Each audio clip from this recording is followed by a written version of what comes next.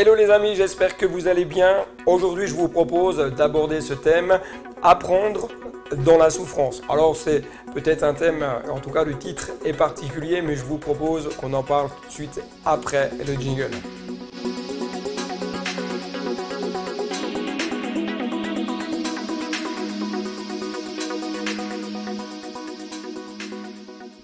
Apprendre au travers de la souffrance. Je pense que vous comme moi, nous n'aimons pas ça. Nous préférons apprendre à travers des situations plus faciles, plus détendues. Mais parfois, la vie est faite ainsi.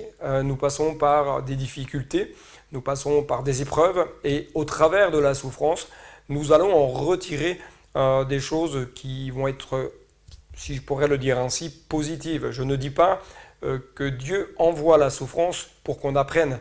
Mais à travers la souffrance, Dieu va se servir des situations difficiles par lesquelles on va passer pour que nous puissions en retirer ce qu'il y a de meilleur. Et Jésus lui-même a appris énormément de choses à travers la souffrance.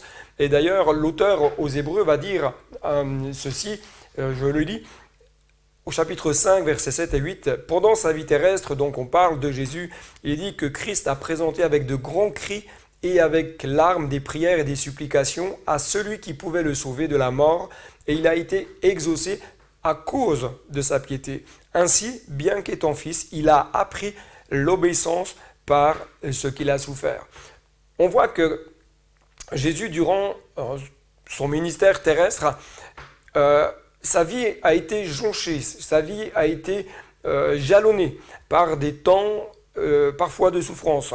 Jésus a vécu des bons moments en famille, des bons moments avec ses disciples, mais il a connu également des temps très compliqués, des moments où c'était des temps de douleur, des temps de souffrance émotionnelle, des temps de souffrance physique.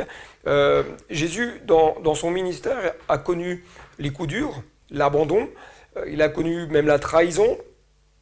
Et il a passé, nous disent certains théologiens, en tout cas c'est comme ça qu'il l'évoque, il a passé d'un sacrifice à un autre, et à travers tout ce qu'il a pu vivre et connaître, Jésus a appris l'obéissance jusqu'à la plus haute perfection.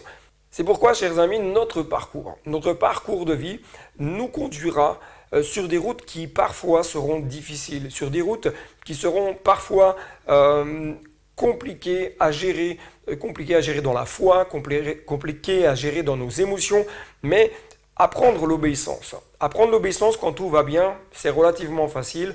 Je pense que tout le monde va être d'accord sur ce sujet-là. Mais apprendre l'obéissance à travers des moments de dualité, là, ça devient quand même plus compliqué. Et en plus, dans ces moments de dualité, il nous faut garder la foi, il nous faut garder l'espérance. Mais pourtant, c'est à travers ces temps de souffrance, à travers ces moments parfois de dualité que nous allons être dans une forme d'apprentissage. Apprentissage pour le perfectionnement de notre vie. Cette obéissance, selon le cœur de Dieu, va nous conduire dans une maturité spirituelle, comme le souligne l'auteur aux Hébreux d'ailleurs.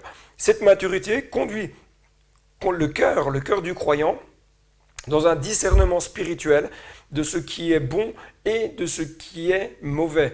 Il y a donc à travers la souffrance une croissance qui va naître en nous. Elle va produire dans notre cœur une sagesse, non pas uniquement naturelle, mais une sagesse qui vient du ciel, une sagesse bien supérieure à celle de ce monde. Mais tout cela s'apprend bien souvent par des temps de difficulté, des temps de dualité que nous allons traverser tout au long de notre vie. Mais à travers l'épreuve, notre cœur va apprendre à compter sur Dieu, à compter sur la bienveillance de Dieu, à compter sur la grâce de Dieu. Et à travers les difficultés, nous allons grandir, nous allons nous étoffer dans la foi, nous allons être beaucoup plus matures et nous allons pouvoir progresser dans les chemins que Dieu a tracés pour nous. Je vous dis donc à très bientôt et que Dieu vous bénisse. Bye bye.